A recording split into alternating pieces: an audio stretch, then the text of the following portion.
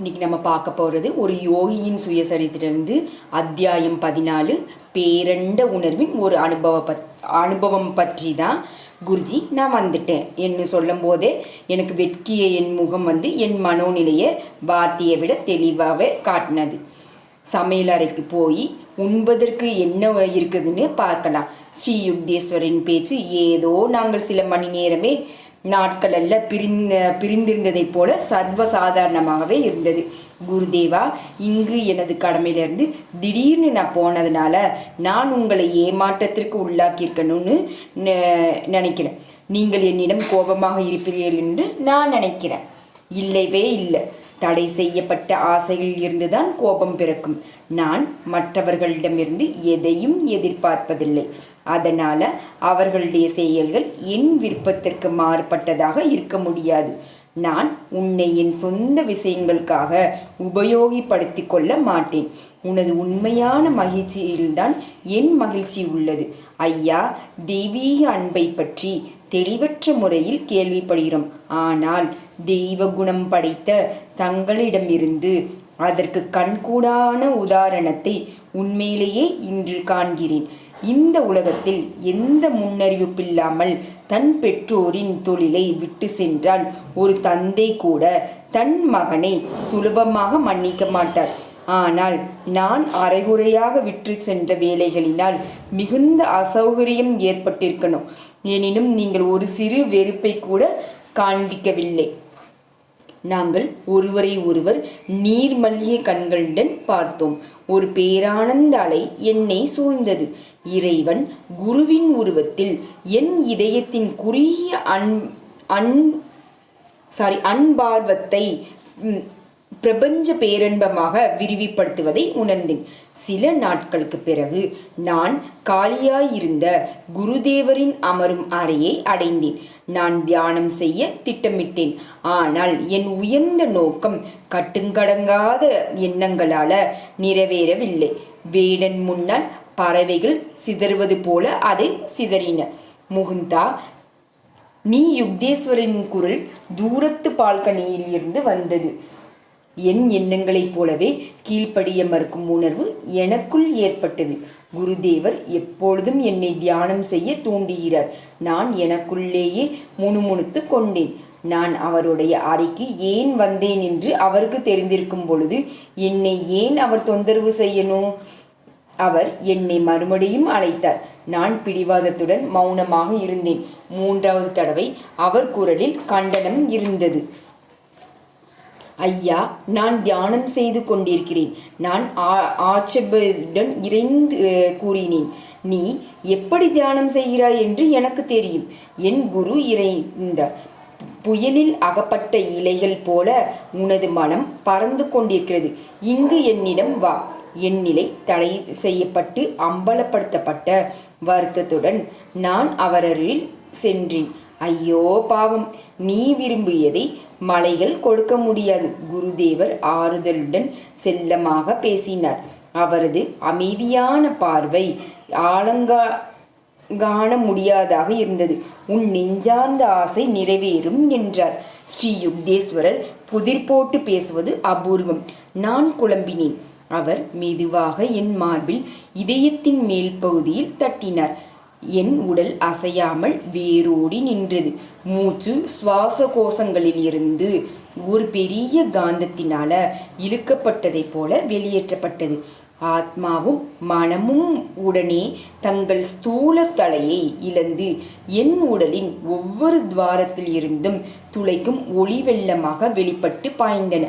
என் உடல் இறந்து விட்டதை போல தோன்றியது. ஆயினும் என்னுடைய ஆதீதமான உணர்வு நிலையில் இதைவிட முழுமையாக உயிருள்ளவனாக என்றுமே இருந்ததில்லை. என் உணர்வு நிலை ஓர் உடலுடன் மட்டும் ஒன்றியிராமல் எங்கும் சூழ்ந்துள்ள அணுக்களை தழுவியவாறு இருந்தது. தூரத்தில் உள்ள தெருக்களில் நடமாடும் மனிதர்கள் விரிந்த என் சொந்த எல்லைக்குள்ளேயே மென்மையாக நடமாடுவது போக தோன்றியது. செடிகள் மற்றும் மரங்களின் வேர்கள் மண்ணில் ஊடுருவி செல்லும் ஒரு மங்களமான ஒளியின் வழியே தோன்றின. அவைகளிடையே சாற்றின் உள்ளோட்டத்தை நான் கண்டேன். அந்த சுற்றுப்புறம் முழுவதும் என் முன்னால் தெளிவாக தெரிந்தது.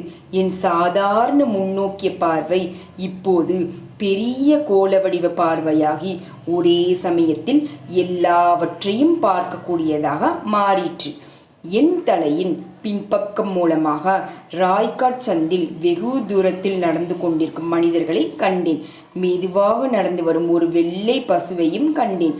அது ஆசிரமத்து திறந்த வாயிலை அடைந்ததும் நான் அதை என் இரு ஸ்தூல கண்களால் காண்பது போன்று கண்டேன். அது முற்றத்து செங்கல் சுவருக்கு பின்னால் சென்ற பிறகும் அதை தெளிவாக கண்டேன். விரிந்து பறந்து தோன்றிய என் பார்வையில் எல்லா பொருட்களும் நடுங்கி வேகமான சலன படங்களைப் போல அதிர்ந்தன. என் உடல், குருதேவரின் உடல், தூண்களின் கூடிய முற்றம், மர சாமான்கள், தரை, மரங்கள் மற்றும் சூரிய ஒளி எல்லாம் அவ்வப்பொழுது மிக பலமாக அதிர்ந்து கடைசியில் எல்லாம் ஒரே ஒளிக்கடல் உருகி கரைந்தன. தண்ணீர் பாத்திரத்தில் போடப்பட்ட சர்க்கரை கட்டிகள் குலுக்கப்பட்டவுடன் கரைவது போல அனைத்தையும் ஒன்றிணைக்கும் அந்த ஒளி உருவ அருவமாக அடுத்தடுத்து மாறிய உருமாற்றமானது. படைப்பின் காரிய விதியை வெளிப்படுத்தியது. என் ஆத்மாவின் சாந்தமான முடிவற்ற கரைகளில் ஒரு மகா சமுத்திரத்திற்கு கொப்பான ஆனந்தம் பரவியது. இறைவனான பிரம்மம் அல்ல குறையாத ஓர் ஆனந்தமென நான் அறிந்து கொண்டேன். இறைவனின் உடல் எண்ணற்ற ஒளி திசுக்களால் ஆனது. என்னுள் பெருக்கெடுத்த ஒரு மகிமை பெருகி விரிந்து நகரங்கள், கண்டங்கள், இந்த மண்ணுலகம், சூரிய மண்டலம், நட்சத்திர மண்டலம், மிதக்கும் பிரபஞ்சங்கள் ஆகிய அனைத்தையும் சுழத் தொடங்கியது. பிரம்மாண்டம் முழுவதும் இரவில் தூரத்தில் தெரியும் ஒரு நகரத்தை மென்மையான ஒளி பொறிந்ததாய எல்லையற்ற என் உள்ளுக்குள்ளேயே ஜொலித்தது. பளிச்சென்று கண்ணை கூசச் செய்யும் அந்த ஒளி நுட்பமாய் செதுக்கப்பட்ட இந்த மண்ணுலக எல்லை கோடுகளை கடந்து வெகு தூரத்து வரம்புகளில் சற்று மங்கியது. அங்கு நான் என்றும் மங்காத மிருதுவான பிரகாசத்தை கண்டேன். அது விளங்க முடியாத வகையில் சூக்ஷ்மமும் வாய்ந்ததாக இருந்தது. கிரகங்களின் காட்சிகள் இன்னும் சற்று திண்மையான ஒளியால் உருவாக்கப்பட்டிருந்தன. அந்த தெய்வீக கிரணங்களின் சிதறல்கள் என்றும் அழியாத ஒரு மூலத்திலிருந்து பொழிந்தன. அவைகள் வர்ணிக்க முடியாதொரு ஒளி பிளம்பாக உருமாற்றப்பட்ட நட்சத்திர மண்டலங்களாக ஒளி வீசின. படைப்பாற்றல் வாய்ந்த அந்த கதிர்கள் மீண்டும் மீண்டும் நட்சத்திர கூட்டங்களாக உறைவதாக கண்டேன். பிறகு துல்லிய ஜுவாலையின் தகடுகளாக மாற கண்டேன். ஒரு சீரான சுழற்சியாக கோடான கோடி உலகங்கள் ஒளியூடுருவும் பிரகாசத்தில் நுழைந்து சென்றன. பிறகு அக்னியே ஆகாயமாக விரிஞ்சது. அந்த பெரிய இறை உலகத்தின் மையத்தை என் இதயத்தில் உள்ளுணர்வு நோக்கின் ஒரு புள்ளியாக அறிந்தேன். என் நடு மையத்தில் இருந்து பிரபஞ்ச அமைப்பின் ஒவ்வொரு பாகத்திற்கும் பிரகாசமான ஒளிவீச்சு சென்று படிந்தது. சிரஞ்சீவி தன்மையின் தேனாகிய பேரின்ப அமிர்தம் பாதரச திரவம் போன்ற என் மூலம் துடித்து ஓடியது. பேரண்ட இயக்க அதிர்வலையாக ஓம் என்னும் நாதம் இறைவனின் படைப்பு குரலாக ஒலிப்பதை நான் கேட்டேன். திடீரென்று மூச்சு என் சுவாச கோஷத்திற்கு திரும்பியது. கிட்டத்தட்ட தாங்க முடியாத ஒரு ஏமாற்றத்துடன் என் அற்ற பேருருவம் மறைந்ததை கண்டேன். மறுபடியும் நான் சுலபத்தில் தெய்வீகத்திற்கு இடங்கொடாத சிறுமைப்படுத்தும் உடற்கூட்டினுள் அடைக்கப்பட்டேன். ஓர் ஊதாரி பிள்ளையை போன்று நான் என் பேரண்ட வீட்டில் இருந்து ஓடி குறுகிய சிற்றண்ட கூற்றிற்குள் என்னை சிறையிட்டு கொண்டேன். என் குருதேவர் என் முன்னால் அசைவற்று நின்று கொண்டிருந்தார். நான் வெகு காலமாக மிகுந்த ஆர்வத்துடன் தேடிக்கொண்டிருந்த பேரண்ட உணர்வின் அனுபவத்தை எனக்கு வழங்கியதற்காக நன்றி செலுத்தும் வகையில் அவருடைய புனித திருவடிகளில் விழுந்து வணங்க முற்பட்டேன். அவர் என்னை நேராக நிறுத்தி அமைதியாக கூறினார், நீ அதிகமாக பரவச நிலையிலேயே இருக்கக்கூடாது. இந்த உலகில் நீ ஆற்ற வேண்டிய பணிகள் இன்னும் ஏராளமாக உள்ளன. வா, நாம் பால்கனியின் தரையை பெருக்கிவிட்டு பிறகு கங்கை கரையோரமாக நடந்து செல்லலாம். நான் ஒரு துடைப்பத்தை எடுத்து வந்தேன். குருதேவர் எனக்கு சமநிலைப்படுத்தப்பட்ட வாழ்க்கையின் ரகசியத்தை போதிக்கிறார் என நான் அறிந்தேன். உடல் தன் தினசரி கடமைகளை நிறைவேற்றும் போது ஆத்மா மகா பிரபஞ்ச ஆழ்வெளிகளில் பறக்க வேண்டும். சற்று நேரம் சென்ற பிறகு ஸ்ரீ யுக்தேஸ்வரரும் நானும் காலார நடந்து சென்று கொண்டிருந்த பொழுது கூட நான் இன்னும் எடுத்து கூட முடியாத ஒரு பரவசப்படுத்தும் நிலையிலேயே இருந்தேன். எங்கள் இருவரது உடல்களும் ஒரே ஒளிக்கற்றையிலான இரு சூக்ஷ்மமான உருவங்களாக தெருவில் நதிக்கருகாமையில் நடந்து போவதை கண்டேன். ஒவ்வொரு உருவத்தையும் ஒவ்வொரு சக்தியையும் இந்த பிரபஞ்சத்தில் காப்பவர் இறைவனே. ஆயினும் அவர் எல்லாவற்றையும் கடந்து பற்றின்றி உலகங்களின் அதிர்வலைகள் இயல்பிற்கு அப்பால் படைக்கப்படாத பேரின்ப சூன்ய வெளியில் இருக்கிறார் என்று குருதேவர் விளக்கினார். இந்த உலகத்தில் ஆத்ம ஞானத்தை அடைந்தவர்கள் அதே போலதான் இருவித வாழ்க்கையை மேற்கொள்ள இருக்கிறார்கள். உலகத்தில் தங்கள் கடமைகளை சரிவர செய்து கொண்டு இருந்த பொழுதும் அவர்கள் உள்ளுக்குள்ளேயே ஆனந்தத்தில் திளைத்தவாறு இருக்கிறார்கள். இறைவன் எல்லோரையும் தன்னுடைய இருப்பான எல்லையற்ற ஆனந்தத்தில் இருந்து தான் படைத்துள்ளான். அவர்கள் உடலினால் வேதனையுடன் நிற்கப்பட்டாலும் தன்னுடைய பிரதிபிம்பமாக படைக்கப்பட்ட மனிதர்கள் உடல் உணர்ச்சிகளுடன் தங்களை ஐக்கியப்படுத்திக் கொள்ளாமல் இறுதியாக அதற்கும் மேலே உயர்ந்து தன்னுடன் மறுபடியும் ஒன்று விடுவார்கள் என்றுதான் கடவுள் எதிர்பார்க்கிறார் என்றார். அந்த பேரன்ப தரிசனம் எனக்கு பல நிலையான பாடங்களை கற்பித்தது.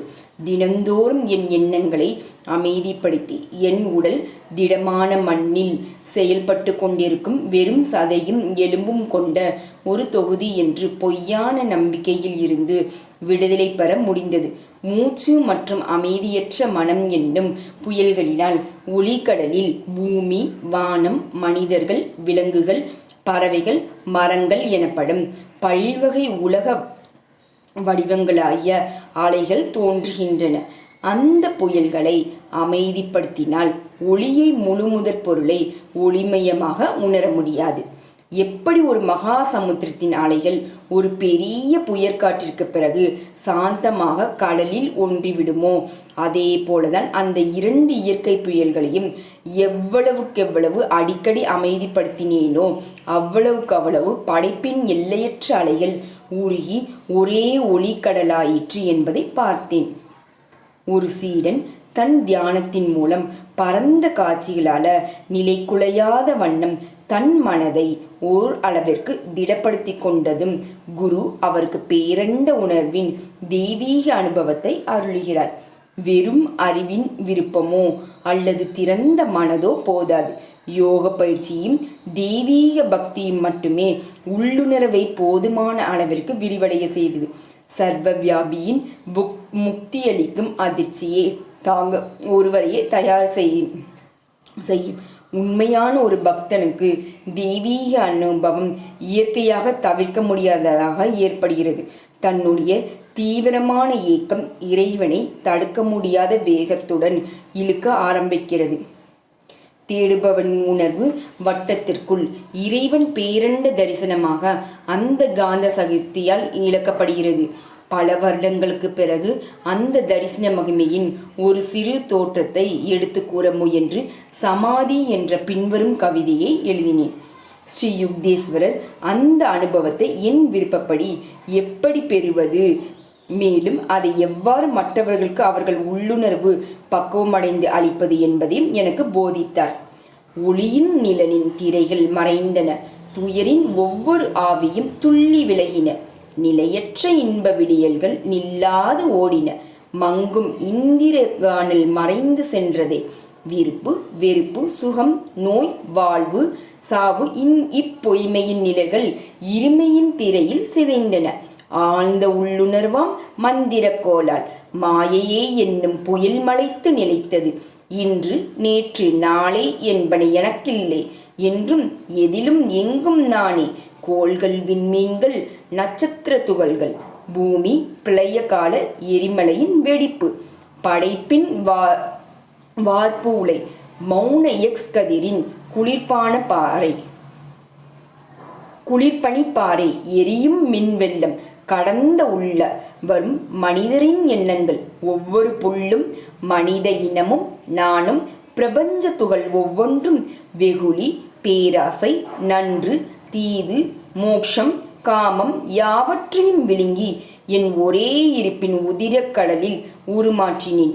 இன்பக்கனல் என் தியானத்தால் பெருகி நீர் தோய்ந்த என் கண்களை குருடாக்கி அழிவற்ற ஆனந்த தளலில் வெடித்ததே. என் கண்ணீர் என் உடற்கூறு என்னை பூர்ணமாக விழுங்கியதே. நீயே நான், நானே நீ, அறிதல் அறிவோன் அறிந்தது அனைத்தும் ஒன்றே, சாந்தமாய் இடையறா ஆனந்த துள்ளலாய் எப்போதும் உள்ளதாய் என்றும் புது அமைதியாய், கற்பனையின் எதிர்பார்ப்பில் கெட்டாத இன்பம், சமாதி பேரின்பம், நினைவு தப்பிய நிலையல்ல, திரும்ப சக்தியற்ற மனம் மயக்கமல்ல. சமாதி என் எண்ண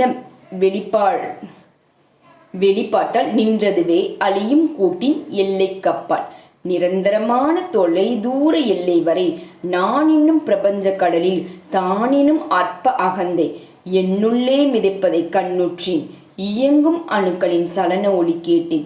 இருண்ட உலகம், பருவதங்கள், பள்ளத்தாக்குகள், ஆகா உருகி ஓடும் திரவமாயிற்றே. திரைக்கடலுடன் ஒளி ஆவியின் மாயரூபம் கொண்டது. ஓம்காரம் ஆவியை தகர்த்து அதன் திரையை அகற்ற அதிசயம் என்னே. திரைக்கடல் திறந்தது, மின்னணுக்கள் ஒளிந்தன. பிரபஞ்ச முடிவின் கடை முழக்கம் வரை சிற்றொளி மறைந்து அனைத்தையும் தழுவும் நிரந்தர ஆனந்த கதிராய் ஒளிந்ததுவே. ஆனந்தத்தில் பிறந்து ஆனந்தத்தில் நிலைத்து தெய்வீக பேரின்பத்தில் கரைந்து விடுவேன். மனம் என்னும் மாக்கடல் நான், படைப்பின் அலைகள் அனைத்தையும் பருகுவேன் நான். திடம், திரவம், ஆவி, ஒளி என்னும் திரைகள் தூக்கப்பட்டன. எல்லா நானாகிய மகா நானில் நுழைந்தேன்.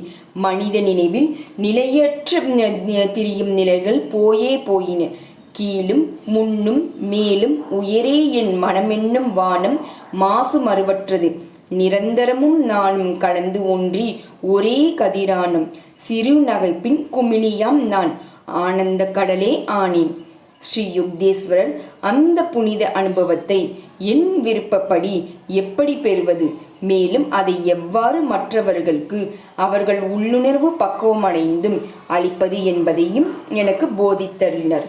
முதல் தடவைக்கு பிறகு பல மாதங்கள் நான் அந்த பரவச நிலையை அடைந்து தினந்தோறும் அதில் ஒன்றி உபநிஷதங்கள், இறைவனே ரசம் மிகவும் ருசிக்கத்தக்கது என்று என் குறிப்பிடுகிறேன் என்று புரிந்து கொண்டேன். ஆயினும் ஒரு நாள் காலை என் பிரச்சனை ஒன்றை குருதேவரிடம் எடுத்து சென்றேன். ஐயா, நான் இறைவனை எப்பொழுது காண்பேன் என தெரிந்து கொள்ள விரும்புகிறேன். நீ அவனை கண்டாயிற்று. ஓ இல்லை ஐயா, நான் அப்படி நினைக்கவில்லை. என் குரு புன்னகைத்தபடி கூறினார்.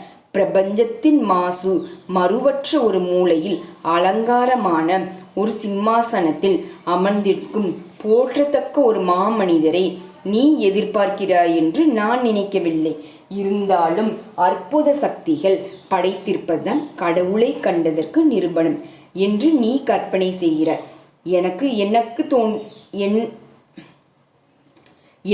எனக்கு தோன்றுகிறது. அப்படி இல்லை. ஒருவன் பிரபஞ்சம் முழுவதையும் கட்டுப்படுத்தும் சக்தியை பெற்றிருந்தும் இறைவன் நழுவி விடுவதை காணலாம். ஒருவருடைய ஆன்மீக முன்னேற்றத்தை தியானத்தில் அவருடைய ஆனந்தத்தின் ஆழத்தினால் மட்டுமே அறிய முடியுமே தவிர அவருடைய வெளிப்புற சக்திகளை பறைசாற்றுவதால் இல்லை. என்றும் புத்தம் புதிய ஆனந்தமே இறைவன். அவனல்ல அல்ல குறையாதவன். நீ உன் தியானத்தை பல ஆண்டுகள் தொடரும்போது அவன் எண்ணற்ற விதங்களில் உன்னை ஏமாற்றி விளையாடுவான். இறைவனை அடையும் வழியை அறிந்த உன்னை போன்ற பக்தர்கள் வேறு எந்த மகிழ்ச்சியையும் அவனுக்கு ஈடாக கொள்ள கனவில் கூட நினைக்க மாட்டார்கள்.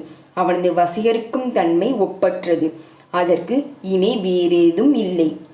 இந்த உலக துன்பங்கள் இருந்து நாம் எவ்வளவு சீக்கிரம் அலுப்படைந்து விடுகிறோமோ பொருட்களின் மீதுள்ள இச்சைக்கு முடிவே இல்லை.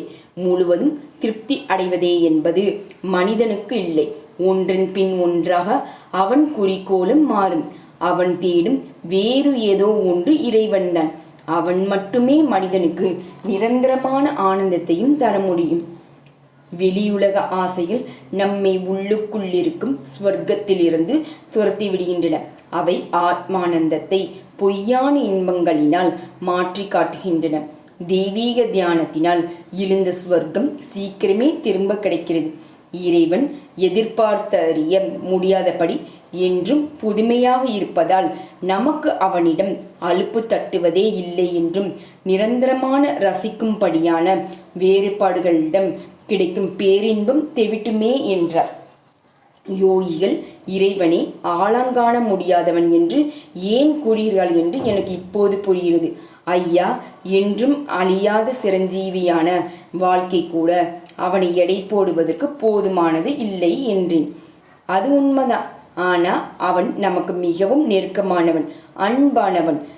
நம் மனம் கிரியா யோகத்தினால் இன்றைய தடைகளிலிருந்து விடுபட்டவுடன் நம் ஆழ்நிலை தியானம் இறைவனை இரு விதங்களில் நிரூபிக்கிறது என்றும், புதுமையான ஆனந்தம் அவன் இருப்பதற்கு சாட்சியாக நம்மில் அணு அணுவாக ஊடுருவிய நம்மை நம்ப வைக்கிறது.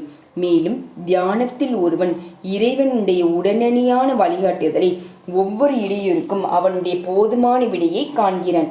குருதேவரே, நீங்கள் என்னை பிரச்சனையை தீர்த்து விட்டீர்கள். நான் நன்றியுடன் புன்னுருவல் செய்தேன். நான் இறைவனை கண்டேன் என்பதை இப்போது உணர்கிறேன். ஏனெனில் தியானத்தில் ஆனந்தம்தான் நான் வேலை செய்யும் நேரங்களில் ஆழ்மனதில் திரும்பி வரும்போதெல்லாம் ஒவ்வொரு செயலிலும் மிக சிறிய விவரங்களில் கூட சரியான போக்கை மேற்கொள்ளுமாறு நான் சூக்ஷ்மமாக இயக்கப்படுகிறேன். மனித வாழ்வு நாம் இறைவனுடைய விருப்பத்துடன் ஒன்றுபடும் வரை துன்பத்தினால் சூழப்பட்டுள்ளது.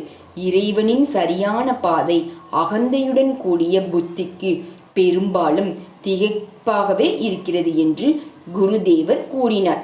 இறைவன் ஒருவன்தான் நமக்கு தவறு இல்லாத ஆலோசனையை அளிக்க முடியும். மகா பிரபஞ்சத்தின் பாரதத்தை அவனின்றி யார் சுமக்க முடியும்?